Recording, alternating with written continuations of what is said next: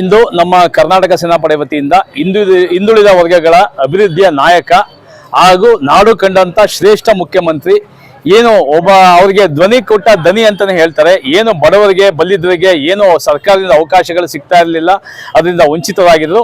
ಅವುಗಳನ್ನ ಪ್ರತಿಯೊಬ್ಬ ಹಿಂದುಳಿದವ್ರಿಗೂ ಪ್ರತಿಯೊಬ್ಬ ಮಹಿಳೆಯರಿಗೂ ಒಬ್ಬ ಕೊನೆ ಮಟ್ಟದ ಕೆಳವರ್ಗದ ಎಲ್ಲರಿಗೂ ಸಿಗಬೇಕು ಅಂತ ಒಂದು ಸಾಮಾಜಿಕ ನ್ಯಾಯವನ್ನು ಕೊಟ್ಟಂತ ಡಿ ದೇವರಾಜ ಅರಸು ಅವರ 180ನೇ ಜಯಂತಿ ಕಾರ್ಯಕ್ರಮವನ್ನು ನಮ್ಮ ಕರ್ನಾಟಕ ಸೇನಾಪಡೆ ವತಿಯಿಂದ ಇಂದು ಆಯೋಜಿಸಿದ್ವಿ. ಈ ಶುಭ ಸಂದರ್ಭದಲ್ಲಿ ವಿವಿಧ ಕ್ಷೇತ್ರಗಳಿಗೆ ಸಾಧನೆಯನ್ನು ಮಾಡಿದಂಥ ಹಲವಾರು ಮಂದಿಗೆ ನಾವು ಡಿ ದೇವರಾಜ ಅರಸು ಸೇವಾರತ್ನ ಪ್ರಶಸ್ತಿ ಪ್ರದಾನವನ್ನು ಮಾಡಿ, ಜೊತೆಗೆ ವಿಶೇಷವಾಗಿ ಮಹಾರಾಣಿ ಕಾಲೇಜಿನ ಮೈಸೂರಿನ ಒಂದು 50 ಜನ ಮಕ್ಕಳುಗಳಿಗೆ ಪ್ರತಿಭಾ ಪುರಸ್ಕಾರವನ್ನು ಮಾಡಲಾಯಿತು. ನಾವು ಪ್ರತಿ ವರ್ಷ ನಮ್ಮ ಕರ್ನಾಟಕ ಸೇನಾಪಡೆ ವತಿಯಿಂದ ಹಲವಾರು ಮಾನ್ಯರ ಜಯಂತಿಗಳನ್ನು ಮಾಡ್ತೀವಿ. ಅದರಲ್ಲಿ ವಿಶೇಷವಾಗಿ ಡಿ ದೇವರಾಜ ಅರಸು ಅವರು ನಮ್ಮ ರಾಜ್ಯ ಕಂಡಂತ ಅತ್ಯುತ್ತಮ ಒಂದು ಮಾಜಿ ಮುಖ್ಯಮಂತ್ರಿಗಳು.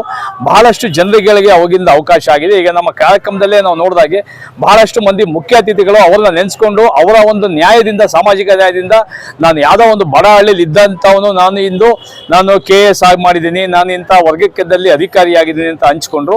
ಈ ನಮ್ಮ ಸರ್ಕಾರ ಈ ಡಿ ದೇವರಾಜ ಅರಸು ಅವರ ಹೆಸರಿನಲ್ಲಿ ಒಂದು ದೊಡ್ಡ ಸಂಶೋಧನಾ ಕೇಂದ್ರವನ್ನು ಮಾಡಿ ಅವರು ಸರ್ಕಾರದಿಂದ ಏನು ಅವರು ಒಂದು ಸಾಮಾಜಿಕ ನ್ಯಾಯವನ್ನು ಕೊಟ್ಟರು, ಪ್ರತಿಯೊಂದು ಬಡವರಿಗೂ ಸಿಗುವಂತೆ ಮಾಡಿದ್ರು.